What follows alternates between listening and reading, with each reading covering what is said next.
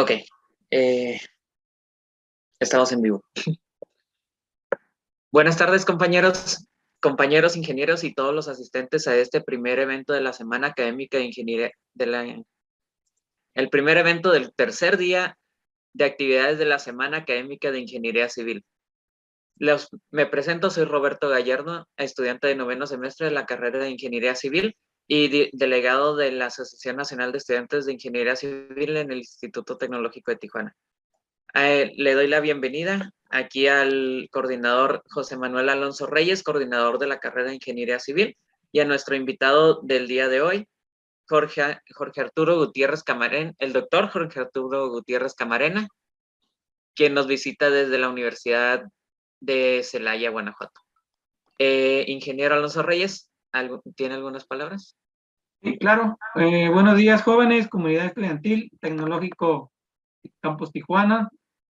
Hoy día 10 de noviembre, como comentaba ciudadano Roberto, pues iniciamos la primera conferencia del día de hoy, con una gran relevancia al doctor Jorge Arturo Gutiérrez Camarena con su tema mampostería sin juntas de mortero de aparejo versátil. Le agradezco, doctor, la participación y sobre todo la aportación que nos dará el día de hoy a toda la comunidad estudiantil del tecnológico, a nombre de la arquitecta Guadalupe Iranelli, jefa del Departamento de Ciencias de la Tierra, y un servidor. Le damos la bienvenida y gracias por estar aquí con nosotros en línea, pero de excelente presencia virtual. Muchas gracias por su visita y bienvenido. Muchísimas gracias. Al contrario, gracias por la invitación, gracias por su asistencia, jóvenes. Aquí, pues, como bien han mencionado, vamos a hablar un poquito sobre mampostería sin juntas de mortero y de aparejo versátil. Bueno, es un proyecto con el que he estado trabajando y de igual manera les quisiera estar platicando más o menos en qué consiste y cómo ha ido el desarrollo a lo largo de este proyecto. Antes de comenzarles a hacer las presentaciones, me gustaría platicarles un poquito primero por mamposterías. A grandes rasgos nos podemos referir como que va a ser los muros. En pocas palabras nos vamos a referir a la construcción de muros, pero vamos a encontrarnos de diferentes naturalezas. Ahí van a ver desde los que se construyen con elementos bastante, bueno, que son bastante asequibles, que son fáciles de cargar y fáciles de maniobrar, a los que les vamos a referir, que es el mamposteo, que es el hecho de que se pueden llevar a cabo con la misma mano de obra. Los vamos a diferenciar de los otros que son de tipo de sillares, que en este caso que son elementos que ya son bloques ya muchísimo más pesados y que por lo tanto esos ya requieren una maquinaria más especializada o que se requiere mayor cantidad de mano de obra para que se pueda desplazar. Entonces, en esta primera diferenciación sí nos vamos a referir primero a los muros, pero desde el punto de vista de mampostería nos vamos a referir al hecho de que los elementos, las partes con las que se conforma, se pueden ensamblar, se pueden armar, pero solamente con mayor facilidad. Es decir, el peso no es una limitante en este tipo de construcción. Aquí, aparte histórica, vamos a referirnos también de que, primero, cuando estamos hablando de los tipos de muros, nos podemos imaginar desde varios tipos y todos son igualmente válidos. Cada uno se van a emplear para diferentes circunstancias según nuestro diseño arquitectónico, según nuestro diseño de ingeniería. Cada uno va a tener diferentes propiedades. Podemos referirnos, por ejemplo, que van a haber muros de tabla roca, pues el muro de tabla roca se utiliza con fines divisorios y probablemente no va a haber tantas repercusiones acústicas, térmicas, a lo mejor permiten el paso del sonido, es fácil de ensamblar, cada uno vamos a ver que tiene sus propias propiedades que nos van a servir para nuestros diferentes diseños arquitectónicos e ingenieriles. Algunos muros los vamos a emplear para carga, algunos los necesitamos para fines estructurales. Entonces, el modo de ensamblarlos, lo que nos interesa sobre todo son los esfuerzos que van a hacer de compresión, que soporten el aplastamiento, y lo otro que nos interesa es la resistencia fuera de plano, es decir, el empuje, lo que le llaman volteo. El hecho de que vayas a hacer un empuje a un muro y que no se vaya a colapsar, que no vaya a tener este mecanismo de falla en el cual el muro vaya a caerse, en pocas palabras. Entonces, vamos a vernos que cada tipo de estructura, cuando ya hablamos de diseños de materiales, nos vamos a dar cuenta que existen muchos sistemas constructivos y cada uno de estos no necesariamente uno es mejor que el otro. Lo que vamos a encontrarnos es de que cada uno cumple una función específica. Muchas veces que les comentaba desde el punto de vista estructural o a veces que puede ser desde el punto de vista ambiental, por ejemplo, la parte acústica, la parte de iluminación, la parte de lo que es la térmica, o otras veces también cumple funciones económicas. Algunos tipos de muros van a ser más económicos de poner que otros, ya sea por el sistema constructivo en sí o ya sea por el proceso de la mano de obra que se lleva a cabo para poderlos colocar. Así pues, nos encontramos que existe gran variedad de muros. De hecho, no son exclusivos. Normalmente aquí en México empleamos comúnmente, por ejemplo, para muros divisorios, pues la tabla roca, el duroc. Podemos encontrarnos como diferentes sistemas que únicamente los utilizamos con fines divisorios. Y al mismo tiempo podemos encontrarnos con algunos que son de tipo estructural o incluso también a veces estos materiales los empleamos con fines divisorios. Por ejemplo, nos encontrábamos que el muro de tabique rojo recocido, que el muro de tabicón, el muro de bloque de concreto. Entonces existen diferentes materiales con los que podemos estar construyendo. A diferencia de la tabla roca y de los de divisorios, algunos tipos de mamposterías lo que emplean son primero los elementos conformantes a los que les llamábamos bloques y que decíamos que es el mamposteo en sí. Y ya decíamos que los elementos más pesados los llamábamos sillares. Ahora, los elementos que son más pequeños, los tipos de unión más comunes que nos encontramos son los que son las juntas de mortero o las juntas. Normalmente para que podamos unir, por ejemplo, tabique con tabique, bloque con bloque, tabicón, necesitamos emplear un aglutinante, necesitamos que se pegue con el otro.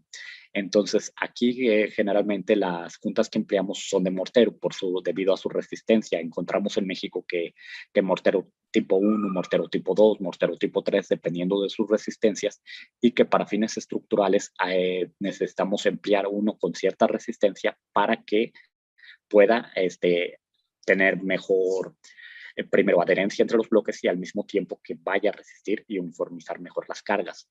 Entre las cualidades que encontramos, además de que se pega, el hecho de que podamos unir un bloque con otro, una de las ventajas que también encontramos a nivel estructural es el hecho de que se distribuyen las cargas. El hecho de que venga una carga del lecho superior que se esté transfiriendo a la parte del muro hace que mientras esté todo unido por morteros, esto permita mejor distribución de esfuerzos. Nos vamos a encontrar que, por ejemplo, existen muros, ya, aunque sean sillares, aunque sean de otra naturaleza, vamos a encontrarnos algunos que no cuentan con los morteros en sí. A eso les vamos a llamar sin juntas de mortero. Uno de los problemas estructurales o una de las características estructurales que encontramos es de que la distribución de esfuerzo no es uniforme. Normalmente la compresión llega y entonces van a crearse como pequeños concentradores de esfuerzos en algunas zonas donde va a caer la carga de manera más fuerte y en otros pedacitos, digamos, donde están los agujeros, los vacíos, el aire, en esa parte se comienza a comprimir un poquito más, comienzan a haber fallas por cortante y por otro tipo de esfuerzos. Entonces vemos que en este punto comienzan a fallar este tipo de estructuras, todas las que son sin juntas de mortero. Algunos estudios ya experimentales, incluso de su servidor, muestran que la resistencia oscila más o menos como en mi caso fue 8% menor. Normalmente la resistencia oscila entre menor del 10%. Es decir, si tenemos una resistencia, voy a poner un número aleatorio, digamos 100 kilogramos que tiene de resistencia una mampostería con juntas de mortero, cuando le sustraemos las juntas de mortero, aunque tenga todas las demás propiedades similares, baja la resistencia a 90 kilogramos. Se le baja más o menos el 10% de resistencia y esto ocurre por los diferentes concentradores de esfuerzos porque la carga no es uniforme. El otro problema que se puede encontrar estructuralmente en una mampostería sin juntas de mortero es la resistencia fuera de plano, lo que le llamamos fuerza por volteo. Ya en los estudios de Zuccarello en el año 2009 ya veía que, por ejemplo, una de las razones por las que más evitan este sistema constructivo es porque en sí mismo tienen muy poca resistencia a que se vaya a voltear. Él mismo en el estudio menciona el caso de los sillares que hubieron en Italia, Umbría, la ciudad, en el año 2004. Nos habla que, por ejemplo, en estos sistemas estructurales fueron sillares tal cual, entonces lo que realmente hubo un terremoto en esa ciudad pero las estructuras sin juntas de mortero no colapsaron. Entonces a él le llamó mucho la atención este tipo de situación. Lo que comenzó a ver es de que los sillares en sí mismos, por su peso propio, las cargas verticales que estaban ejerciendo ocasionaban que también hubieran mayores cargas de fricción. Entonces, por esa misma fricción se evitó el volteo. Entonces resistieron muy bien los templos que eran con mamposterías sin juntas, bueno, sillares sin juntas de mortero en este caso. Entonces, este Zuccarello, en el año 2009, ya comienza a hacer algunos estudios y comienza a ver diferentes condiciones de mampostería sin juntas de mortero, algunos empleando diferentes tipos de empujes, diferentes tipos de carga, y al mismo tiempo analizando con las otras variables, lo que es la carga vertical, es decir, mientras se expone una carga horizontal, al mismo tiempo se expone una carga vertical, lo que ocasiona mayor fricción y al mismo tiempo lo detenía. Y por otro lado hizo estudios, pero ahora con el nivel de confinamiento. Vamos a encontrarnos primero haciendo una rememorando las mamposterías. Podemos clasificarlas que van a ser no reforzadas, que van a ser mamposterías reforzadas, van a ser confinadas y van a ser muros diafragmas. Ahorita prefiero abrir un poquito este paréntesis, nada más para mencionarlo, porque estamos hablando del nivel de confinamiento. Entonces, primero decíamos que las mamposterías no reforzadas van a ser aquellas en las cuales se colocan, digamos, pueden ser con juntas o sin juntas mortero, todas estas clasificaciones, pero cuando estamos hablando de no reforzada, quiere decir que se utilizan únicamente los elementos constituyentes, los bloques, tabicones o las diferentes piedra brasa también se pueden emplear. Las vamos a estar utilizando y se va a utilizar, digamos, ya sea con su diferente tipo de unión. En este caso, lo más común es las juntas de mortero. Hay veces que se puede utilizar otro tipo de ensamblado que les voy a mostrar ahorita imágenes de que nos podemos encontrar. Pero ya cuando tenemos estos tipos de uniones, las dejamos de esta manera. Sencillamente son los elementos constituyentes, el tipo de unión, y es todo lo que tenemos en un muro no reforzado. Cuando comenzamos a reforzarlo, vamos a poder emplear diferentes, por ejemplo, varillas. Vamos a utilizarlos sobre todo para que tengan mayor resistencia a flexión. Entonces se comienzan a utilizar algunos elementos que son reforzantes. Entonces, ya llevan, incluso en la norma mexicana, las normas técnicas complementarias te comienza a dar incluso ya recomendaciones de qué separación debe de haber a nivel horizontal, a nivel vertical.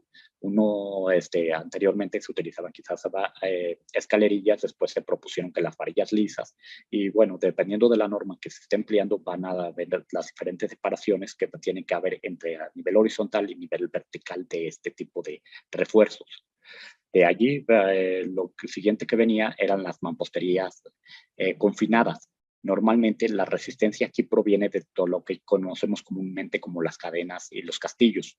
Vamos a ver que alrededor de la mampostería se comienzan a poner estos elementos de confinamiento y que ya estructuralmente y en muchos estudios ya se ha dado prueba, ya se ha dado fe de que verdaderamente resiste muchísimo más.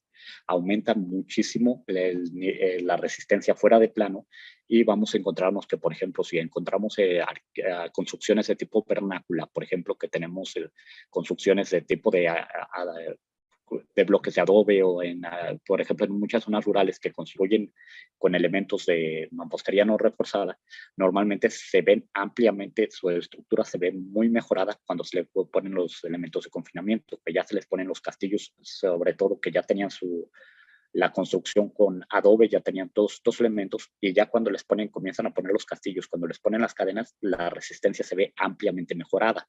Entonces, aquí en el confinamiento, vamos a darnos cuenta que es como la parte del marco que comienza a rodear la parte de mampostería.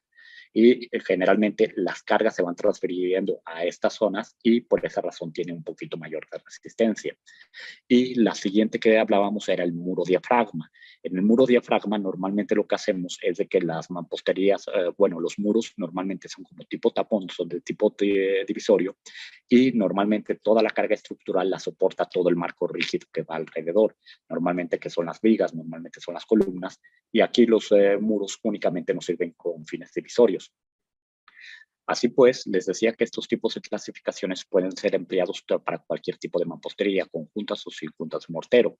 Regresando a Zuccarello, cerrando este paréntesis, ya les decía que este empleo, Este estudio que hizo fue con respecto a las cargas verticales y fue con respecto al nivel de confinamiento que hizo con las variables. Entonces se encontró como algunas alternativas que se podrían utilizar para mamposterías sin juntas de mortero y que pudieran ser empleados tanto para uso estructural como para uso no estructural.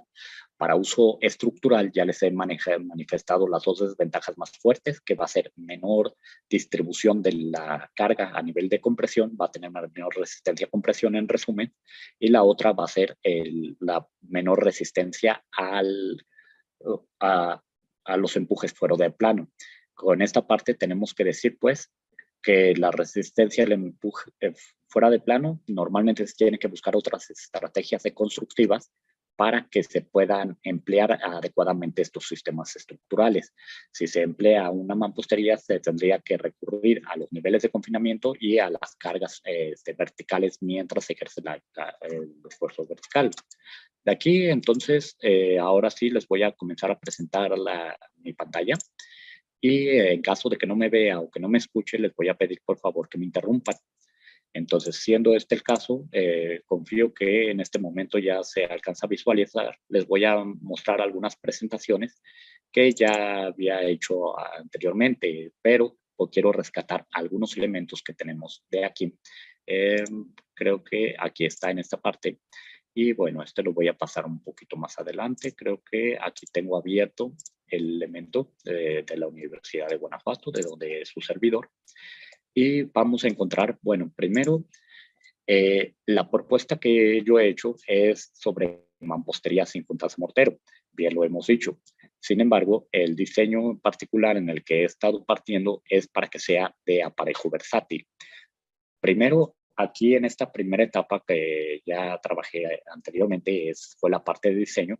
Aquí nos vamos a encontrar con los elementos conceptuales, nos vamos a encontrar las diferentes necesidades, cuáles son los requisitos constructivos, y vamos a encontrarnos que para el diseño de los diferentes sistemas estructurales, nosotros vamos a emplear, tenemos que basar en algunas normas. Aquí en México, primero, cuando estamos hablando de mamposterías, ya les he dicho que lo que nos interesa son la forma de unión y los elementos conformantes. En este caso, para bloques, tabiques, tabicones, ya hay una norma vigente. Si queremos utilizarlas para fines estructurales, podemos basarnos en la norma NMX C404, y si queremos utilizarlos para fines no estructurales, se tiene que cumplir con los requisitos de la C441. Muchas de estas normas ya bien sabemos que sirven para regular, para que no haya materiales deficientes, que se cumpla por lo menos con una calidad mínima, una resistencia mínima, para que el sistema estructural final no vaya a colapsar. Entonces, primero, de todos los materiales que tengamos, muchos de ellos ya están normados. Viene desde el acero, cuánta resistencia debe de tener, cómo es la afluencia, cómo son las pruebas que se le deben de administrar, y así sucesivamente. Aquí para lo que son los bloques, los tabicones, existe, por ejemplo, estas normas en las que nos podemos basar para que nosotros podamos hacer nuestros diferentes diseños. Entonces, antes de que se pueda vender al mercado, es muy recomendable que cumplan con estas normas.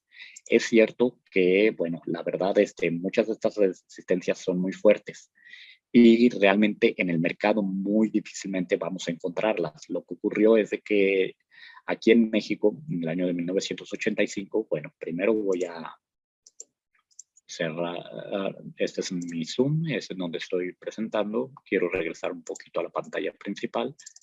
Entonces, bueno, por el momento me voy a mover un poquito para acá, en lo que les voy platicando. Aquí en México ocurrió algo muy curioso en el año de 1985, fue el terremoto que afectó a la Ciudad de México. En ese tiempo, muchas mamposterías resistieron muchísimo el terremoto. Entonces, a partir de allí, pues comenzó mucho del diseño estructural en mamposterías y toda la situación. Sin embargo, como efectos negativos, muchos de los fabricantes notaron que tenía buena resistencia. Entonces, algunos comenzaron a bajarle un poquito la calidad a los materiales. Resulta que muchos de los tabiques, muchos de los ladrillos y de los que existen actualmente no son tan resistentes como en ese entonces. Entonces, a pesar de que tenemos la norma de que dice que debe de resistir 100 kilogramos centímetro cuadrado los tabiques en sí mismos, para arcilla o que tengamos para algunos bloques, por ejemplo, de 60 kilogramos centímetro cuadrado de resistencia a compresión, nos vamos a topar que realmente en el mercado difícilmente se alcanza a llegar a estos valores. Muchas veces estas normas, realmente el valor que manejan es muy alto comparado con lo que realmente nos encontramos en el mercado. Entonces, incluso los bloques que yo llegué a fabricar en su momento también tienen una resistencia que no alcanza esos valores. Ya nos hemos topado, bueno, yo los he utilizado, los utilicé con fines académicos, obviamente no los empleamos todavía para la construcción de edificios, obviamente se tiene que seguir una serie de normas, pero nada más como consideración, lo que tenemos es de que hay normas que debemos de cumplir y al mismo tiempo existen como valores que están un tanto excesivos para las piezas individuales. Cuando nosotros hacemos pruebas de laboratorio para cualquier ladrillo, para cualquier bloque, muchas veces nos vamos a encontrar que no se cumple necesariamente la resistencia. Entonces, en las normas técnicas complementarias existen lo que le llamamos factores de seguridad. Entonces, existen factores de seguridad, sobre todo para la deficiencia de algunos materiales, y lo que se emplea no es la resistencia promedio que utilizamos de dicho material. Normalmente utilizamos lo que se llama resistencia de diseño. Es decir, para calcular, para hacer un buen diseño estructural en mamposterías, lo recomendable no es irte con el valor comercial, no es irte con el valor de la norma. Si se va a hacer un diseño de mamposterías, lo recomendable es de que el lote que tú estás fabricando tomes unos cuantos bloques, por ejemplo, una muestra, de esa muestra las ensayes y a esa le sacas el promedio. Lo que nosotros vamos a usar para hacer un diseño de mamposterías a nivel estructural no va a ser esa resistencia promedio. Nosotros lo que hacemos es esa resistencia promedio la dividimos entre 1 más 2 veces y medio el coeficiente de variación que tenga, donde el coeficiente de variación no se recomienda que esté debajo de 0.2 para efectos en cálculo. Entonces vamos a darnos cuenta que con esta variación vamos a asegurarnos de que la resistencia que estamos considerando para la mampostería siempre va a ser menor que la que sale de promedio, y esto es por un factor de seguridad. Consideremos que muchos de los materiales que vienen como mamposterías realmente son de tipo heterogéneo y por lo tanto no, su comportamiento es heterogéneo y de tipo frágil. Lo que significa al ser heterogéneo es de que a lo mejor si tenemos un tabicón de concreto, en una parte tenemos un poquito más de grava, a lo mejor un poquito más de cemento, y vamos a darnos cuenta que si analizamos puntualmente en cada zona del tabicón, realmente va a tener diferentes resistencias. A eso se va a referir con su heterogeneidad. Muchos de los cálculos que hacemos como ingenieros, muchos tendemos a la hipótesis de que todo es uniforme, pero la realidad es que hay cierta heterogeneidad en algunos, sobre todo en más materiales como el concreto y la arcilla. Al momento de que nosotros empleamos los factores de seguridad es para mitigar un poquito este riesgo debido a estos cambios abruptos que pueden haber. La otra que decimos es de que es un material heterogéneo. Dijimos que, doctor, menciona que sí. se podría presentar pantalla completa para poder apreciar mejor las diapositivas. Desde luego, sí. Entonces, bueno, gracias por la intervención. Y continuando con el comentario, les decía entonces que de estos materiales, al ser también decíamos que son de naturaleza frágil, es decir, cuando pasan su límite elástico, colapsan. Y al tener esto, entonces necesitamos algunos factores de seguridad y por dicha razón empleamos esas fórmulas en las cuales no empleamos la resistencia que tenemos en los bloques o promedio de los bloques, sino que sacamos la fórmula de la resistencia promedio sobre 1 más 2 veces y medio el coeficiente de variación, que es la que normalmente encontramos. Aquí en esta tabla lo que les estoy poniendo es, bueno, a una resumen de cuáles son las características que piden en esta norma, la C404, y aquí nos está manejando desde la parte de resistencia hasta los espesores mínimos que se debe de tener en las paredes. De bloques podemos encontrarlos de muchas formas, normalmente son extruidos, y vamos a hablar que son bloques de tipo de prisma rectangular, que pues básicamente es el rectángulo y lo vemos tal cual. Pero podemos encontrarnos de diversas formas. Ya hay varios tipos en el mercado y de estos aquí los podemos diferenciar como macizos o los podemos diferenciar como huecos. Cuando estamos diciendo de macizos, es de que el 75% o más de todo el bloque realmente está relleno, y cuando se está debajo de esta cantidad lo vamos a referir como hueco. Y luego, cuando está entre el 50% y el 75%, los vamos a referir como multiperforados. Así pues, en cada tipo de bloque nos está diciendo cuáles son los espesores mínimos que se están manejando y el tamaño mínimo de las paredes. Cuando estamos hablando de bloques perforados o bloques huecos, vamos a encontrarnos que las paredes exteriores son las que se encuentran sobre todo entre el hueco y la parte exterior del borde. Aquí, bueno, es el resumen. La resistencia que les comentaba, por ejemplo, a compresión, cuando hablamos de concretos, solicito una resistencia de 60 kilogramos sobre centímetro cuadrado a compresión, que difícilmente se encuentra esa cantidad, y por esa razón las normas que utilizamos es emplear la resistencia que nos dio en el lote real y sacarle el factor de reducción. Las normas aplicables, pues nos encontramos también la 0.24, que es para la contracción, 0.36, que es para el método de pruebas que vamos a hacer, y aquí nos vamos a encontrar con una serie de normas que nos van a servir para revisar la calidad de los bloques que estemos empleando para cualquier tipo de mampostería. Aquí, pues ya les he mencionado, ahora sí, comenzando con los antecedentes del producto que les quiero hablar, ya les he dicho que se trata de una mampostería sin fundas de mortero. Primero, esto no es una invención nueva, es algo que ya ha existido desde hace tiempo. Aquí en las imágenes vemos, por ejemplo, los bloques ciclopios de la fortaleza de Sacsayhuamán en Perú, o nos encontramos el tesoro de Atreo en Micenas, en Grecia. Antes de eso nos podemos encontrar con las construcciones megalíticas, lo que son los que utilizaban muros ciclopios, igual que como viene en ese muro de Sacsayhuamán. Nos encontramos con las construcciones megalíticas, que lo que hacían era emplear mucha mano de fuerza, bueno, mucho la fuerza de la mano de obra, y esas los iban empalmando de manera tal que las iban construyendo. Porque nos podemos encontrar en internet primero los diferentes estilos monolíticos que veíamos en ese entonces. Nos podíamos encontrar, por ejemplo, cuando colocaban una sola roca, lo llevaban a venir. Después, cuando construían a modo de dintel, que colocaban una roca, otra roca, y arriba le ponían como una especie de dintel, a esa parte le llamamos dolmen. Y así sucesivamente. Vemos entonces que a estas mamposterías, a estas construcciones, no les ponía ninguna aglutinante, únicamente con la misma fuerza de gravedad, con la misma carga vertical que ejercen los diferentes elementos, con eso se mantienen estables. Stone Age es un cromlech.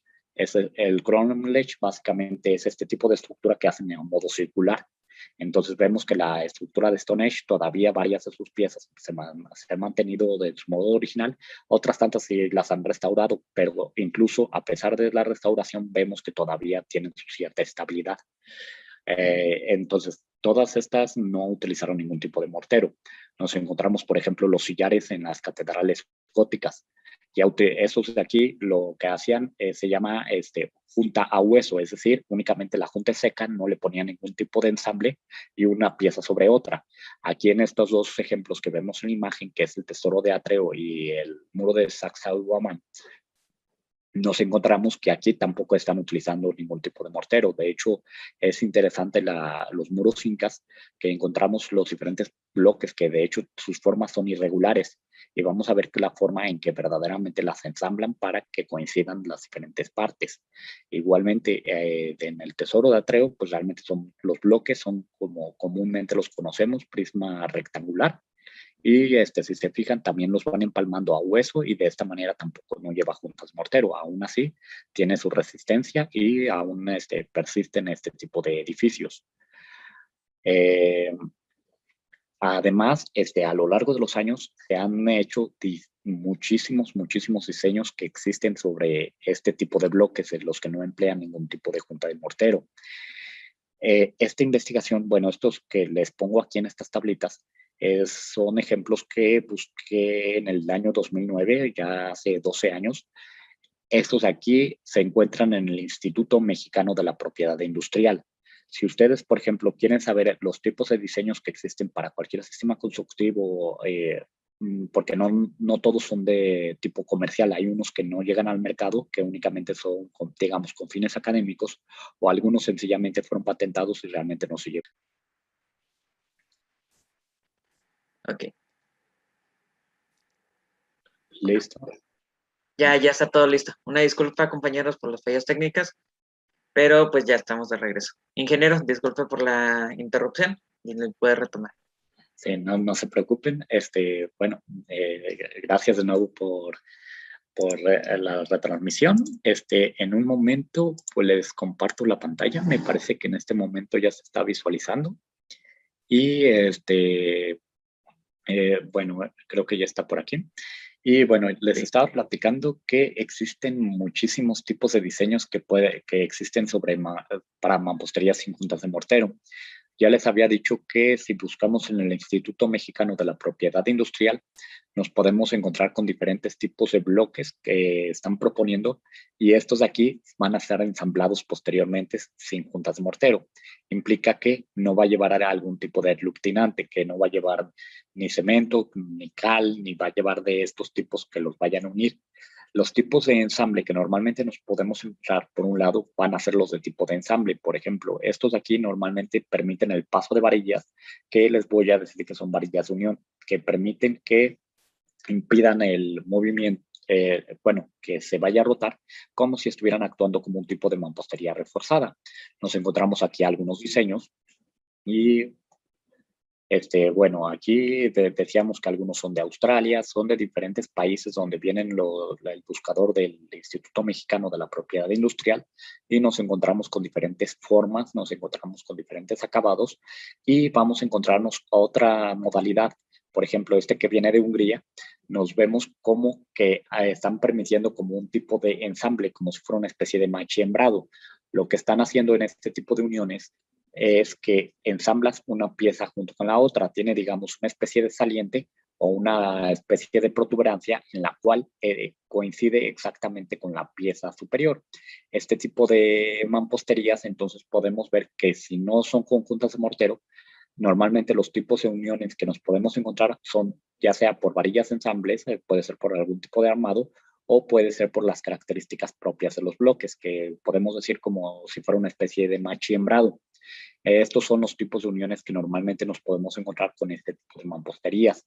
Y por último nos encontramos las famosas juntas a hueso, como las que ya habíamos señalado del muro de Sacsayhuamán, o el tesoro de Atreo en Micenas, o que ya habíamos dicho de los sillares góticos de las catedrales.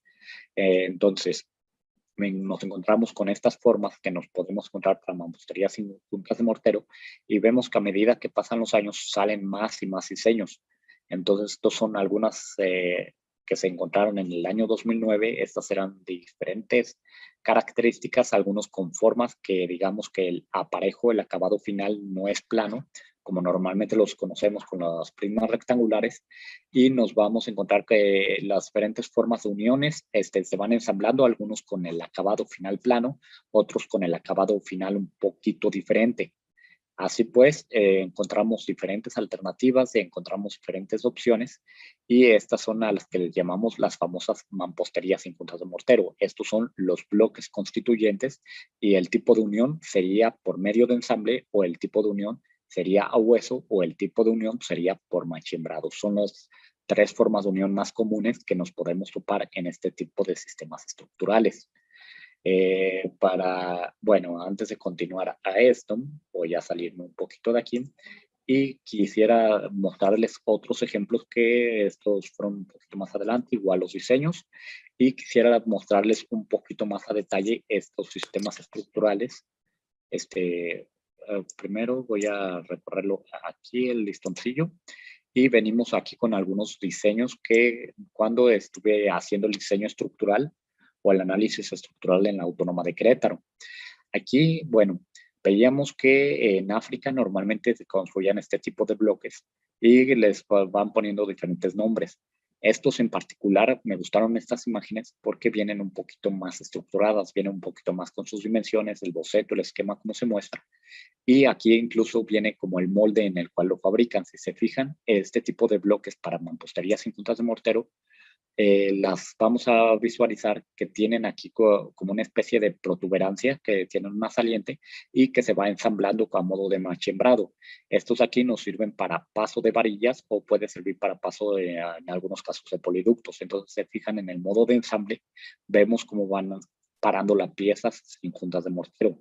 Este diseño de aquí le llaman el diseño Solbrick, que básicamente es como una especie de riel en el cual se hace encajar la parte superior, las caras que siguen de las demás hiladas, y vamos viendo también que lo van ensamblando sin puntas de mortero. El acabado, pues de hecho se ve muy agradable el que tiene para estos bloques. Y posteriormente viene los diseños Hydroform y Bamba. El Bamba, que es el que tenemos aquí en la foto, nos encontramos que tiene como un diseño particular, como en desfase, que vienen los diferentes prismas, y vemos que también tiene como a modo de que se puedan ensamblar, autoensamblar con las diferentes partes conformantes. El sistema Bamba, que es el que tenemos aquí en la derecha, si se fijan las protuberancias o el esquema que tenemos aquí de boceto, encaja de la mitad de una cara con la mitad de la cara del lecho superior de la otra. Los diseños, el Aura, aquí es muy interesante, también fue de los que les hicieron estudios estructurales para ver el comportamiento a compresión, y en este, si se fijan, tiene como una especie de clip que embona con la parte anterior del otro bloque. Al momento de que lo van parando, hicieron pruebas estructurales con al que por un lado si ya le llaman el bloque Putra. De aquí, al hacerle las pruebas, le obtuvieron resistencia 10% menor al quitarle las puntas de mortero. Por otro lado, el diseño Auram, igual con sus agujeros. El diseño tailandés, que igual tiene protuberancia y paso de agujeros. Y bueno, aquí esos son los que nos encontrábamos normalmente en las páginas de patentes. De aquí, bueno, regreso nuevamente. Y bueno, la propuesta que con la que he estado trabajando es a lo que le llamo mampostería sin puntas de mortero, pero lo diferente que trato de hacer es que sea de aparejo versátil. Primero, el aparejo nos vamos a referir al acomodo final o la apariencia final que va a tener el muro. Por ejemplo, los aparejos que encontramos con los bloques rectangulares puede ser aparejo a hilo, aparejos de soga, a tizón, dependiendo de en qué posición coloquemos el bloque. Si el bloque, por ejemplo, lo ponemos de canto, estos muros normalmente son los capuchinos, que son los que utilizamos normalmente como muros divisorios. Si lo utilizamos en el tradicional, entonces podemos hacer los muros estructurales. Lo hacemos a tizón cuando los ponemos en otra posición, y así sucesivamente. Cada uno lleva algún nombre. Sin embargo, el acabado final en los bloques rectangulares, muchos no los vamos a encontrar de apariencia lisa, no necesariamente. Algunos pueden irlos desfasando y se pueden crear acabados, apariencias finales de muros diferentes. Pero la forma de unión de estos, normalmente para que esté en equilibrio se tiene que poner algún tipo de aglutinante. La propuesta con la que he estado trabajando es para que se puedan ensamblar sin necesidad de juntas de mortero y crear diferentes aparejos. Aquí, bueno, viene algo sobre el apartado conceptual, en qué se basó, y la propuesta, realmente el cambio, el diseño, todos estos diseños parten a partir de una topología de ensamblado en la cual se hace coincidir los agujeros para que se puedan tener diferentes formas. Aquí, bueno, nada más es como mera parte conceptual, mera parte esquemática. Y aquí son algunos ejemplos, por ejemplo, de este tipo de bloques, aquí como a modo conceptual, más o menos cómo se podría crear los aparejos. Por ejemplo, en este primero decimos que es aparejo de columna. Lo único que se hace es levantarlos a modo como si fueran una pila y irlos ensamblando a hueso ya a sus diferentes uniones. El de abajo es colocando una hilada, la siguiente hilada se desfasa, la siguiente, y así vamos a encontrarnos que se puede acomodar de diferentes formas. De estos bloques, la apariencia exterior, como le voy a llamar, en este lado es rectangular, hexagonal, octagonal y romboidal. Entonces, dependiendo de la forma, se pueden crear diferentes aparejos y se puede crear con diferentes combinaciones de ellos. Entonces, aquí, pues, comparación, hasta esta primera parte apenas es la parte conceptual, hasta aquí es meramente esquemático. Si notamos, la apariencia de los acabados va a aquí lo tenemos a la vista a lo lejos, vista un poquito más de cerca, y nos encontramos más o menos cómo va cambiando el diseño de cada tipo de muro. Entonces aquí, bueno, un ligero análisis entre cada una de las formas, pero hasta aquí todo ha sido sencillamente esquemático. La siguiente parte es ahora tratarlo de llevar a la realidad. Para llevarlo, primero tenemos esta primera etapa. Les comento que, bueno, ya salieron a diferentes tipos de prototipos. Esto ya fue hace varios años. Aquí está su servidor, cuando era más joven. Entonces, en esta parte alcanzamos a notar cómo se fabricaron los primeros bloques. La línea de producción que se ha seleccionado fue los bloques romboidales. Y primero notemos ya de aquí ya les voy a estar hablando de la evolución del proyecto, del prototipo que se ha estado trabajando. En esta primera parte, lo que, a pesar de que todavía está muy rústico, ya notamos que sí es posible fabricarlos. Primero, ¿qué se empleó? Notamos acá atrás que el molde fue una cimbra, fue madera de pino segunda calidad, realmente fue como si estuviéramos cimbrando, y aquí nada más se hacía la división igual con las mismas cimbras. Aquí, en este lado, los agujeros que notamos en esta parte fueron hechos se utilizó como molde PVC y se utilizaron varillas corrugadas de 3/8. Entonces, al momento de que se hizo el molde, estos moldes rústicos se sacaban de 4 bloques a la vez. Entonces, para que no se pegara, pues se ponía el desmoldante y ya se colaban y se sacaba ya una vez que se tenía ya la forma. Entonces, notamos primero aquí ciertas peculiaridades. Primero, el bloque está muy grande y el bloque estaba muy pesado. Notamos aquí, por ejemplo, el acabado todavía es muy rústico. Alcanzamos a notar que todavía hay muchas imperfecciones en las esquinas. Comenzamos a notar muchos problemas. Y incluso en que vemos en esta parte, alcanzamos a ver que el tubo se pegó junto con el bloque. Es decir, no fue correctamente utilizado el desmoldante y pues de esta parte se pegó. Nos encontramos aquí, pues, si se fijan, bueno, aquí con mi hermano, estamos cargando el bloque, entonces si se fijan, pues estaban pesaditos, entonces sí, realmente no es algo maniobrable, no era algo funcional, salían muy caros, al mismo tiempo muy pesados, entonces, pero lo que vemos es de que ya realmente ya se pueden fabricar y vemos que a pesar del acabado que aquí manejo como las aristas, vemos que están muy toscos, pero al mismo tiempo ya se alcanza a ver que se pueden colocar los diferentes aparejos que se proponían. Vemos aquí, por ejemplo, al que le llamo aparejo cruzado o el clásico que ponemos una hilada, la siguiente la desfasamos y nos comenzamos a ver las diferentes características. Si se fijan, el acabado ya va creando como especies de nichos en los que quizás pudiéramos utilizarlo como para colocar algún elemento, si está en un interior, por ejemplo, alguna taza, algún elemento de adorno, o si está en exterior, a lo mejor una especie de jardín, ya se le puede crear como, ya se ve que se puede aplicar las diferentes funciones que estaban pensadas para este proyecto. Está muy rústico, pero se alcanza a ver, por ejemplo, aquí que se puede colocar en U, que se puede colocar en diferentes formas y dependiendo de cómo lo acomodemos, únicamente con esta forma romboidal ya tenemos diferentes aparejos. Para la siguiente parte del prototipo, lo que se pensó fue hacerlo en vibrobloquera. Aquí en esta vibrobloquera, aquí tenemos el molde con el que se fabrican, eran para algunos, bueno, no recuerdo si eran 8 o 6 tabicones que se hacen en esta. Entonces aquí vienen los pistones, aquí viene la caja de donde se hace el producto.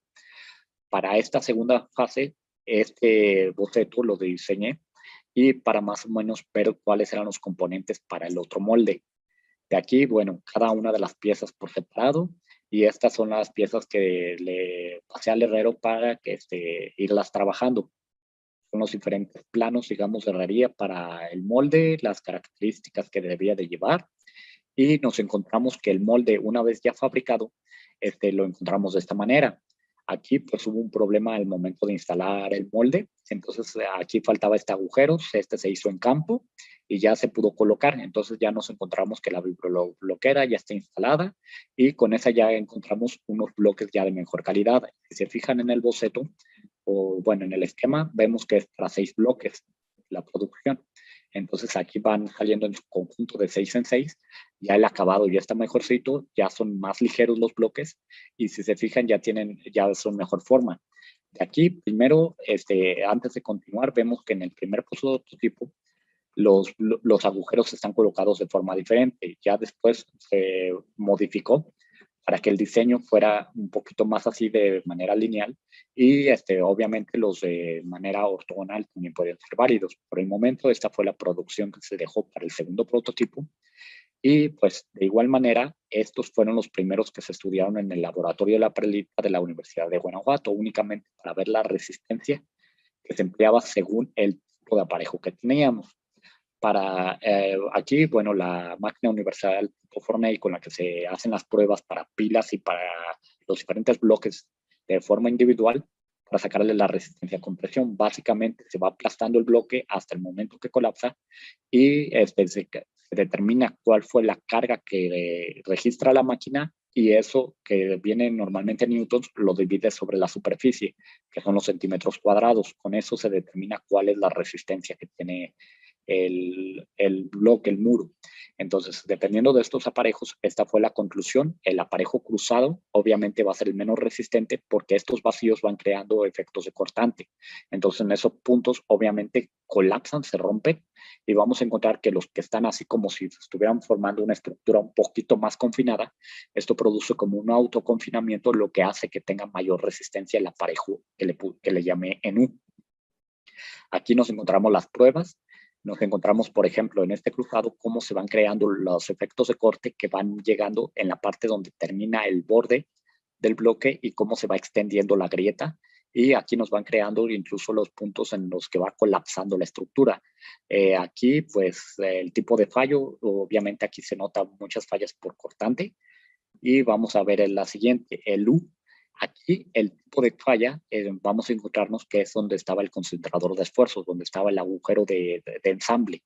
Aquí vamos a ver que a lo largo de todo este extremo, si se fijan, lo primero que se desfasa es la parte donde estaban los agujeros y es la parte que se deteriora.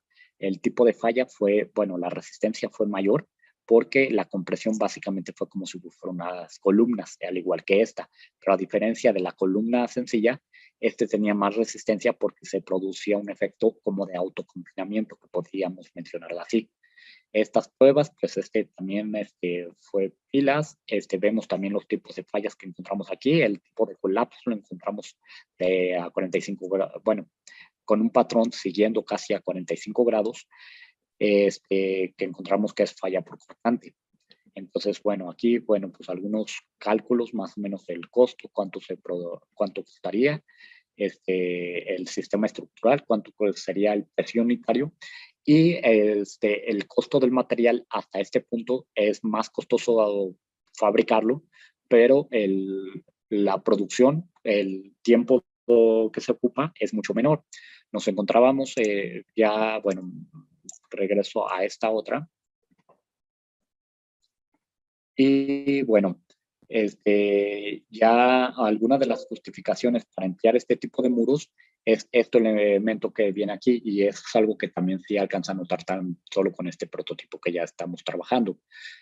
Primero, de las ventajas de utilizar mamposterías sin juntas de mortero comparadas con las de juntas de mortero es el ahorro de tiempo en costos de mano de obra. Generalmente cuando se construye mampostería sin juntas de mortero es más fácil llegar y ensamblar y colocarlos y ya posteriormente si lo quieres deconstruir, o es decir, desensamblar, únicamente llegas y lo separas.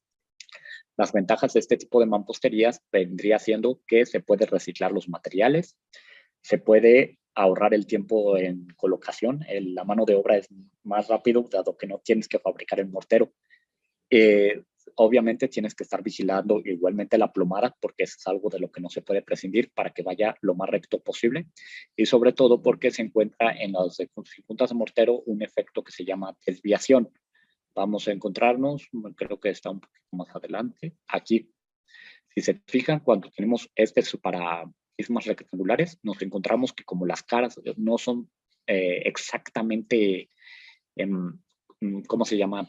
Rectas, nos vamos a encontrar con a lo que le llamamos desviación. Entonces, a medida que vamos calzando, los bloques se van desviando. Entonces, es muy necesario estar plomando para evitar que este efecto sea válido. Se pueden ir intercalando para compensar el efecto de desviación. De aquí, bueno, estas pruebas fueron en la Universidad de Querétaro. Las estoy pasando rápido porque, bueno, básicamente aquí es el procedimiento desde la caracterización para asegurarnos de que el material fue realizado primero, que los agregados, que la granulometría del material, que todos los elementos estuvieran dentro de las normas. Aquí, como el agregado se salía primero de la parte, cambiándole la granulometría, ahora sí ya entró dentro de los parámetros, que es el que tenemos aquí. ASTM 036 creo que fue la norma. Y aquí, pues, con la fabricación primero para el cálculo de la resistencia del material que se utilizó dentro de las probetas tipo cilindro, en el cuarto húmedo, en el cual se dejó para que pudiéramos hacer el curado. El cabeceo con la de esta de azufre, todo eso era nada más para calcular la resistencia a compresión del material en sí. Después de la fabricación, estos bloques fueron utilizados para estudiarlos estructuralmente y fueron los que se utilizaron para las pruebas de compresión. Aquí este método ya les he hablado un poquito de que las caras superiores e inferiores no necesariamente están ortogonales. Entonces lo que se hace aquí, ese procedimiento de areneo, es para que la carga que eche a la máquina lo lleve lo más uniforme posible. Se puede utilizar también una lámina de poliestireno. Y también aquí en este caso se utilizó arena, se debe de ser de menor del número 4 para que las granulometrías no afecten la prueba. Entonces esto de aquí, este areneo, nada más es para balancear, para uniformizar la carga y que caiga a lo largo del bloque y que podamos determinar la resistencia a compresión de cada bloque. Finalmente se hicieron las pilas, se hizo la de 45 grados y finalmente en este ejercicio, en este estudio, se compararon cómo se comportaban las mamposterías con juntas de mortero y sin juntas de mortero, pero para este mismo diseño que es el de bloques romboidales. Entonces aquí vi a manera esquemática más o menos cómo se configuraron las pilas, cómo se configuraron los muretes y encontramos aquí entonces los mecanismos de falla que vamos teniendo en los diferentes bloques y aquí fueron los claves que se les asignaron, las resistencias que se obtuvieron de manera individual y posteriormente los tipos de falla que nos encontramos en las pilas. Cuando se hace el estudio de pilas, normalmente es una altura de 3 bloques, lo dejamos a 45 centímetros y si se fijan, el mecanismo de falla fue igualmente los concentradores de esfuerzos a los agujeros de instalación, los que son los agujeros mayores por donde pasarían los poliductos. De aquí vemos entonces cómo se va agrietando y en la parte inferior manejo un esquema de primero manejo el nivel en el que estamos, donde comienza a aparecer la grieta, a qué resistencia, qué carga. Aquí estoy manifestando cómo va creciendo la carga y cómo fue cambiando el acabado de las grietas. Entonces eso fue la captura y la captura final de la foto en la cual ya cuando ha fallado la estructura. De aquí, pues bueno, las diferentes pilas, cómo colapsaron, el tipo de falla más común fue alrededor de los concentradores de esfuerzos de instalación. Y bueno, todo esto, pues de aquí más bien serviría para fines orientativos, porque realmente una prueba de cortante en una mampostería sin juntas de mortero se vuelve difícil, porque para hacer una prueba de cortante tradicional necesitas hacer una prueba de tensión diagonal. Esto implica que debes de voltearla a 45 grados el murete que construyas y ahora sí comienzas a hacer la compresión. Cuando comprimes, calculas la sección transversal de todo el murete y la resistencia máxima que haya registrado la máquina universal lo divides entre la sección transversal y esa debe de ser la resistencia cortante. Sin embargo, vamos a encontrarnos primero las que son conjuntos de mortero, no hubo mayor problema, sencillamente estas sí se mantienen estables al momento de que haces la prueba. Comienza a fallar, el mecanismo de falla que fue fue por el mortero, hubo poca adherencia entre los bloques con el mortero. Entonces, cuando tenemos fallas escalonadas, quiere decir que el mortero no creó suficiente adherencia entre los bloques. Cuando tienen la grieta, que es así completamente a 45 grados, quiere decir que el tipo de falla se va más hacia la cortante.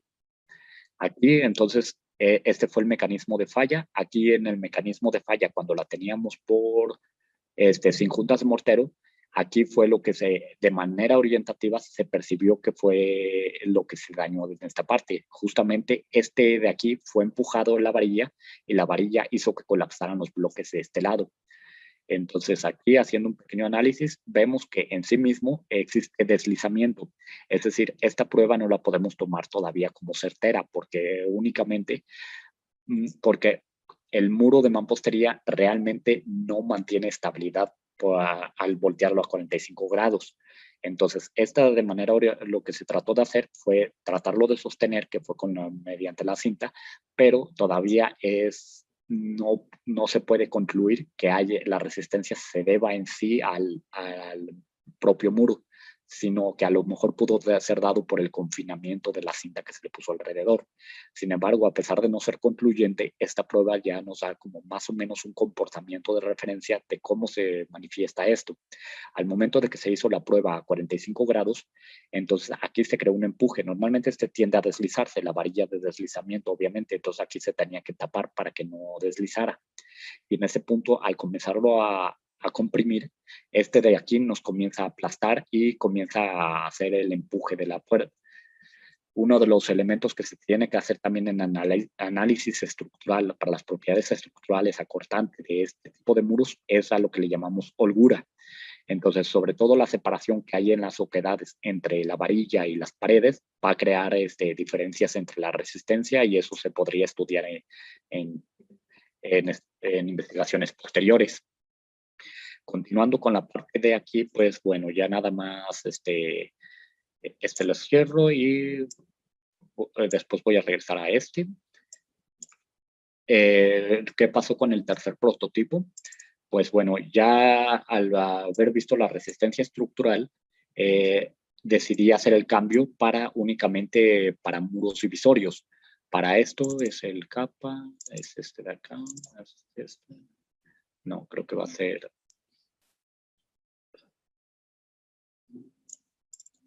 estudio, doctorado, la dirección. Y bueno, voy a abrir esta tesis. Esta tesis ya fue de más adelantito. Y nos encontramos de aquí. Nada más quiero mostrarles las fotos. Esta parte, hasta aquí, hasta donde vemos en este Word, ya lo habíamos conocido. No, creo que esto es un poquito más abajo.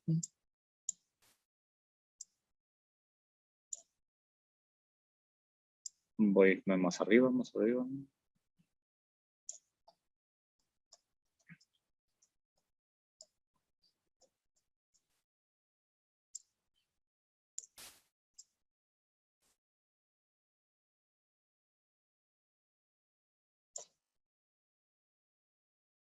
El tercer prototipo ya fue hecho con MDF.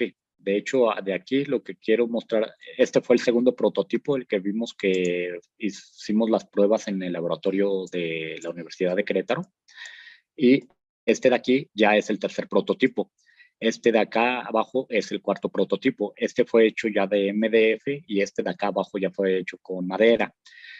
Si se fijan, ya el acabado ya se ve muchísimo mejor, ya se ve más bonito este acabado. Y notamos también que ya en esta parte de aquí ya prescindí un poquito de algunos agujeros para que se vaya a hacer un poquito más ligero. Entonces, aquí estos prototipos, ya la parte fundamental es la parte de las bases, los remates y la manera en que va ensamblando. Si se fijan, el acabado ya puede utilizarse sobre todo como a modo de biombos, sobre todo para fines de tipo no estructural. Entonces, con los bloques de concreto vimos que sí se puede tener cierta resistencia, pero se tienen que tener ciertas consideraciones estructurales para que la estructura no colapse. Cuando les hablamos de sin fines estructurales, notamos que se puede utilizar a modo de biombo, se puede utilizar a modo de división. Para algunas exposiciones que son de tipo temporal, únicamente se llega, se quita y se coloca en otro lugar. Esto lo cierro y un compañero de la universidad me apoyó con algunas imágenes que me gustaría mostrarles a modo esquemático. Y bueno, esto viene aquí, es el proyecto, ya nada más para concluir. Y decíamos que era este de aquí,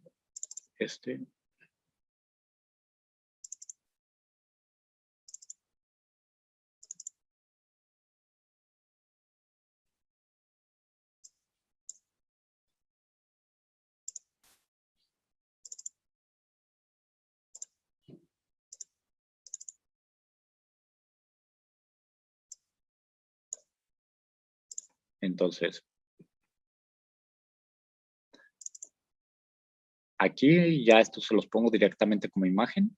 Aquí él me apoyó con unos renders de cómo se vería la imagen en algunos diferentes puestos de trabajo.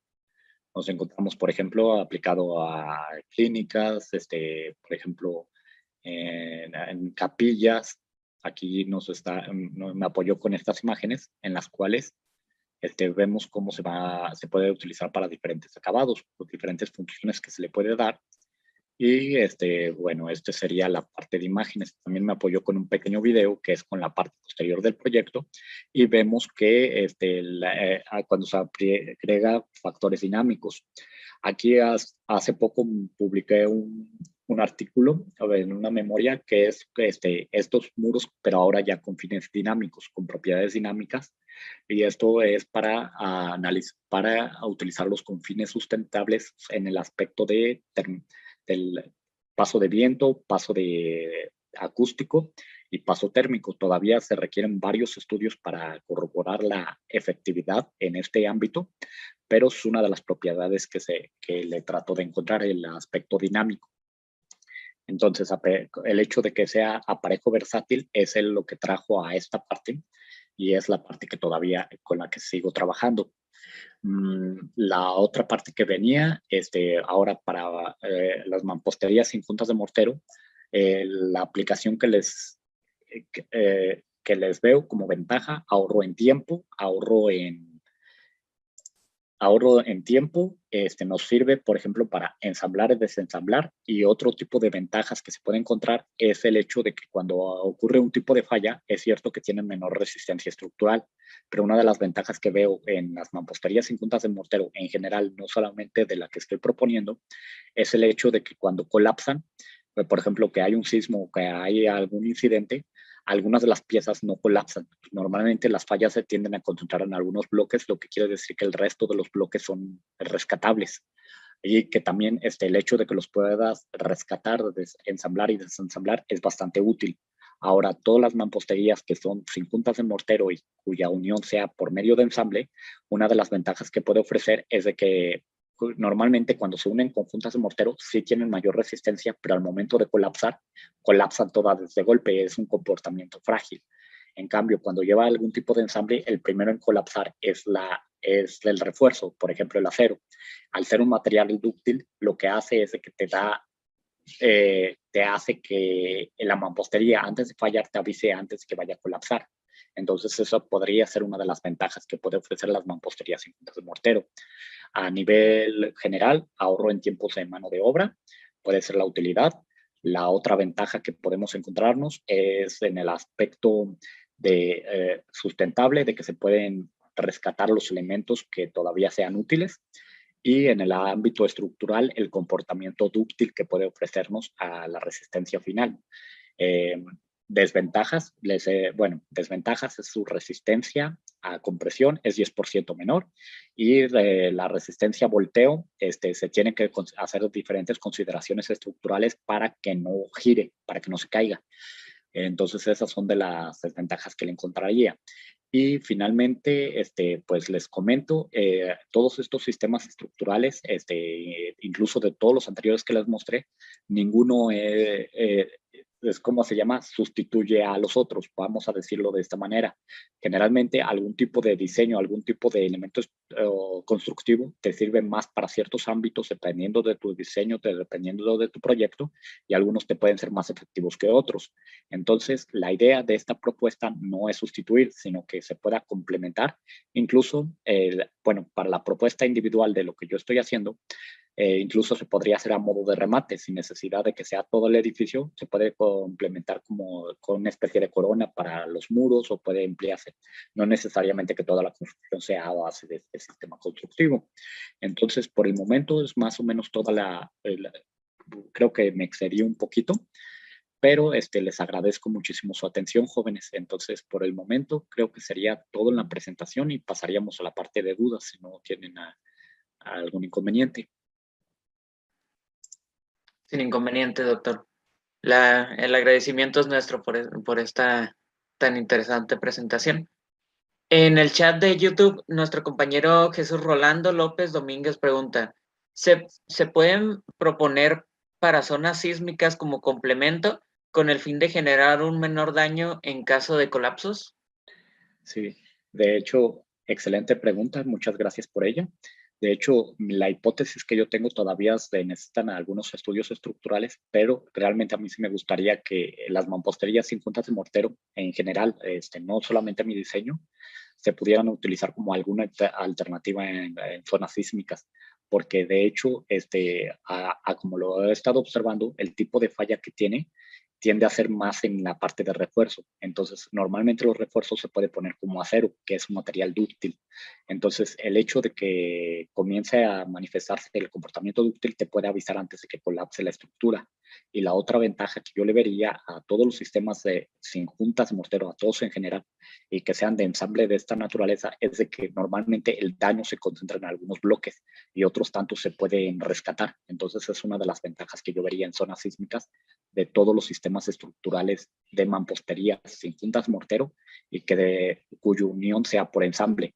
Los que son por machimbrado, francamente desconozco más o menos comportamiento. Y del otro, del que es a hueso, por ejemplo, el que decíamos de los templos de los templos de Umbría, Italia, cuando fue el terremoto de allá, los que fueron, bueno, la junta a hueso ese que nada más lo empalmaron uno con otro. Veíamos que lo que le dio resistencia fue el peso propio de los materiales, que aumentó la fricción. Entonces también, pero bueno, eso ya el comportamiento estructural es un poco diferente. En resumen, yo se lo veo factible y me parecería una excelente opción.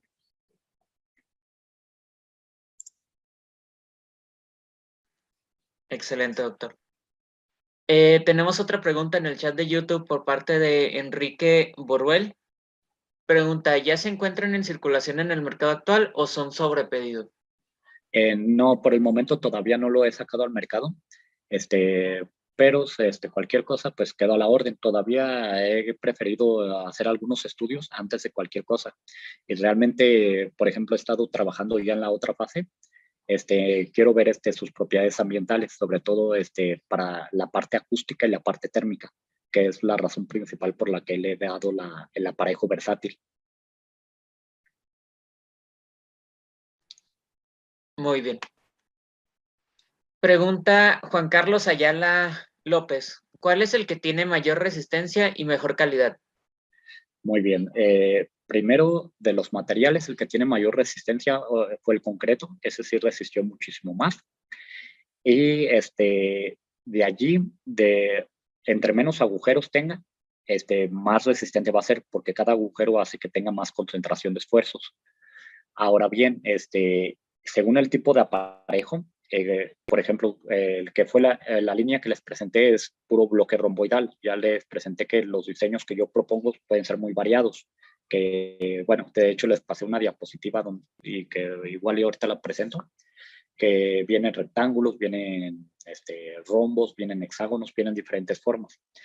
En fin, cuando lo trabajamos en la línea de romboidal, el que más aguanta es cuando los acomodas como en U, es decir, una cara con frente a la otra. Además, normalmente cuando están en columna te resiste más, pero la ventaja cuando lo haces en U, como que se va creando como una especie de autoconfinamiento que hace como que tenga un poquito más de resistencia, más que la que tiene como pilas individuales. Entonces esa fue la que más resistencia me dio.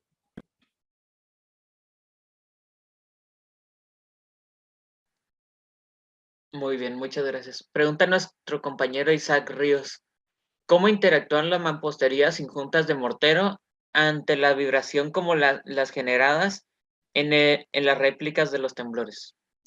Muy bien. De hecho, esa es una pregunta bastante interesante también. Igual, todas son muy interesantes. Esta, desde el punto de vista estructural, realmente sí se necesitan todavía más estudios con respecto a eso, sobre el comportamiento sísmico. De hecho, esa es una de las propiedades estructurales que más me llama la atención sobre este tipo de mamposterías. Todavía falta estudiar en este ámbito, pero ahorita lo único que se tiene es la hipótesis, porque realmente ya sabemos que según el modo de vibración de cada terremoto, se tiene que ver cada tipo de edificio. Ya sabemos que si los edificios son altos, tienen diferentes niveles de bueno, se tiene que calcular el modo de vibración para que no haga resonancia con respecto al sismo. En este caso, se tendría que hacer un diseño similar. Sin embargo, aquí, más que desde el punto de vista, ¿cómo se llama? De anticipación de diseño estructural para sismos, más bien la propuesta por el momento es como tipo de valor de rescate, porque sobre todo en algunos sismos se puede esperar a que lo ideal es de que sean los edificios sismo resistentes. Sin embargo, nos vamos a dar cuenta que algunas estructuras, al ser sismo resistentes, son comportamiento frágil. Tendría menor resistencia.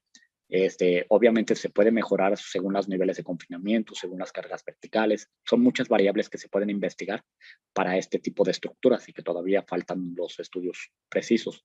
Pero el valor que rescate ahorita que le podemos dar es el hecho de que el mecanismo de falla, algunos bloques fallan y otros quedan libres. Entonces existe mucho valor de recuperación en las zonas sísmicas. Lo otro que se le puede encontrar de valor en esta parte es su ductilidad. El hecho de que la mayor fuerza se vaya directo a los ensambles hará que se doble primero antes de que vaya a colapsar este sistema. Entonces serían de las ventajas que vería a niveles sísmicos. Ahora, el valor exacto o el comportamiento exacto con respecto a los modos de vibración o con respecto a la zona sísmica todavía es un tema que falta estudiarse y que de hecho me gustaría más adelante continuar con esa parte.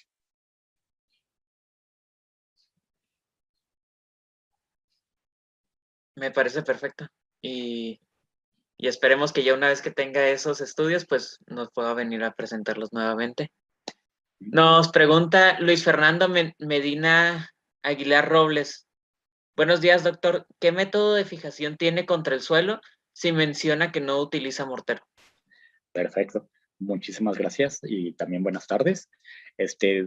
Los sistemas estructurales que son sin juntas de mortero normalmente, bueno, pueden llevar diferentes tipos de fijaciones.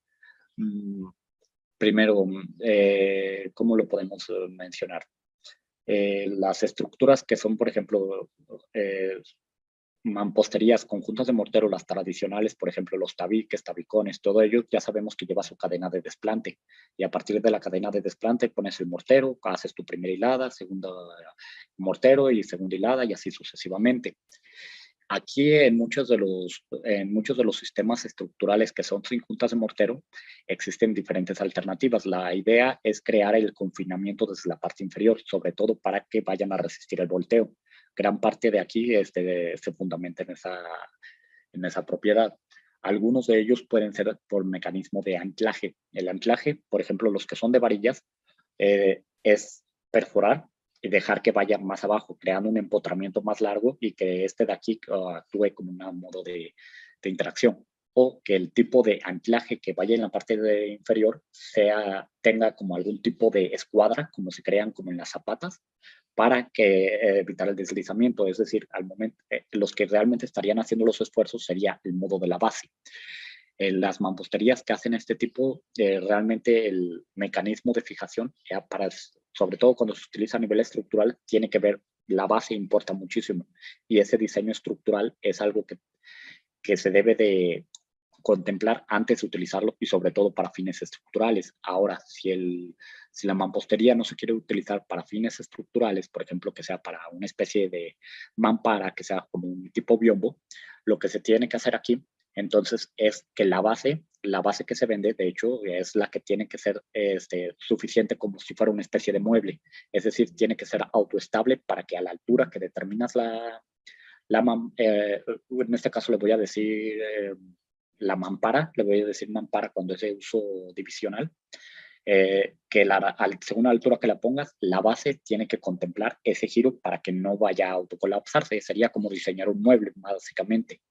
En el otro caso, en el de uso estructural, allí sí es muy importante calcular, tener tu memoria de cálculo y decir más o menos el anclaje, cómo va a tener las cortantes, los efectos cortantes, los efectos de volteo. Y última opción, utilizarlo como muro tapón, muro diafragma. Es decir, crear toda tu estructura alrededor, crear la viga, crear las columnas, crear la base y únicamente crear la perforación, no únicamente para que las instalaciones vayan el ensamble directamente con estas piezas. Entonces, esas son como las diferentes alternativas que se tienen. Cuando se habla de mampostería sin juntas de mortero, que son a hueso, es decir, que no llevan ni siquiera refuerzo, lo que se utilizó solamente fue apilarlas, es lo único que hacían, ponían una pila sobre otra, el peso propio le daba la resistencia y la iglesia en Umbría, Italia, resistió el terremoto. O nos damos cuenta que, por ejemplo, a las que son de machembrado, normalmente el riel que le ponen en la parte de abajo le dejan así como que también la forma para que ensamble y embone con las partes superiores. Entonces, a nivel estructural, la base es muy importante crearle su memoria de cálculo para que tengas como si fuera un contrafuerte, como si fuera otro aditamento estructural y al final de cuentas tenga la resistencia adecuada para que sea pertinente. Sí, y normalmente te puedes, ¿cómo se llama?, auxiliar de normas que ya existen para otros elementos constructivos y que podemos encontrarnos, por ejemplo, en las normas técnicas complementarias o que podemos encontrarnos en diferentes manuales para concreto o acero, dependiendo del material que uses, que te está diciendo cómo se debe de dar los factores de seguridad cuando hay esfuerzos de torsión, de flexión, de cortante, de compresión o cualquier mecanismo de falla que se pueda dar.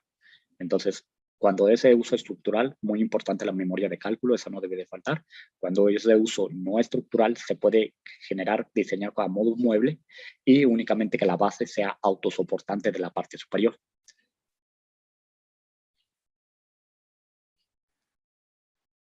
Muy bien, muchas gracias, doctor. Ya no tenemos preguntas en el chat, pero yo tengo una pregunta. Muy bien, adelante.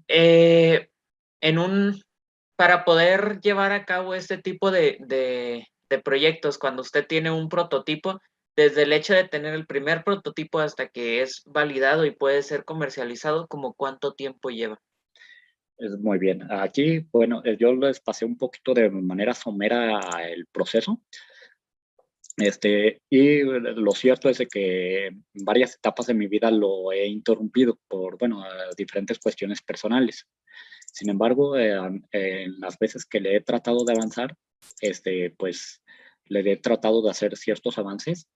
Nos encontramos, por ejemplo, la primera parte que fue mi diseño, lo que fue, a ver, voy a regresarme un poquito, creo que es este de aquí, información general. La primera la hice como tesis de universidad. De hecho, antes de salir de la universidad, hice mi primera propuesta, lo que fueron los diseños. Entonces, esa fue la primera parte.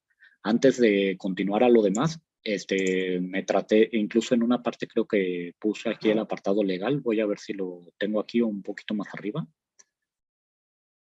En ese tiempo, el trámite ante el INPI era a través de forma física. Tenías que llegar y tenías que hacer tu trámite para que te expidieran un documento. El documento es el de diseño industrial, creo que está un poquito más abajo. Creo que aquí tengo una copia.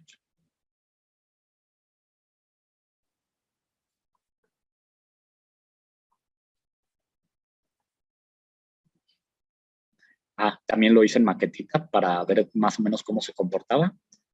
Luego, las primeras propuestas de cómo yo lo quería atornillar, francamente, al primero, todo este proceso en mi caso fue a prueba y error. Primero hacía una cosa y veía que en algo no funcionaba. Por ejemplo, mi idea original era ponerle tornillos. Vi que como que no era muy factible vigilar la ortogonalidad de los tornillos con respecto al bloque y así encontraba detalles que pues no iban sirviendo mucho. Entonces realmente los iba modificando y ya posteriormente al cambiarlos, voy a irme un poquito más arriba, lo iba ajustando. El primer prototipo que les mostré, que son estos bloques gigantes, estaban muy pesados, entonces era algo que se tenía que cambiar. Voy a ver si lo encuentro un poquito más arriba. Parece que no está proyectando. Sí. Creo que... comparto pantalla. Me avisan si no se ve. Entonces, ya. Excelente. Entonces, aquí nuevamente son los bloques que veíamos y bueno, nada más quiero ver la patente.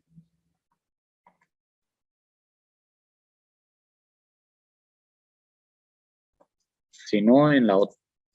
Bueno, les comentaba, en la universidad fue cuando trabajé en esta parte.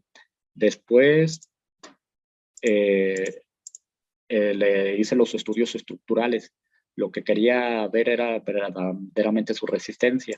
Lo utilicé como unidad de análisis para la maestría, la de resistencia, compresión y cortante. Fue de ese bloque. Y posteriormente, ya en el doctorado ya no lo pude utilizar tal cual el invento como tesis. Sin embargo, aproveché este doctorado para el de alta dirección para ver el punto de vista comercial, para comenzar de hecho, por esa razón también son mis estudios muy relacionados. Mi primer estudio fue en arquitectura. Allí fue donde saqué el diseño. Mi primera maestría fue en ciencias en construcción, la segunda fue en ingeniería en estructuras, y eso fue sobre todo para ver el punto de vista estructural del sistema. Y posteriormente fue el doctorado en alta dirección, el primero, el que hice para ver el punto de vista comercial y sobre todo lo de la parte de innovación, todos los temas que tienen que ver con esto. Y el siguiente que estudié fue doctorado en arquitectura, que es sobre todo del punto de vista sustentable y ambiental. Entonces es un proyecto que tiene, bueno, se puede ver desde diferentes ángulos. Y todavía sigo sin encontrar la parte de, este de aquí. Anteriormente les decía que en el INPI les daban este documento. Este era el que se emitía anteriormente. Tenías que hacerlo un trámite en persona. Aquí ya te daban el nombre del titular. Si eres inventor independiente, te hacen 50% de descuento. El domicilio, la denominación, y ya te van dando las características.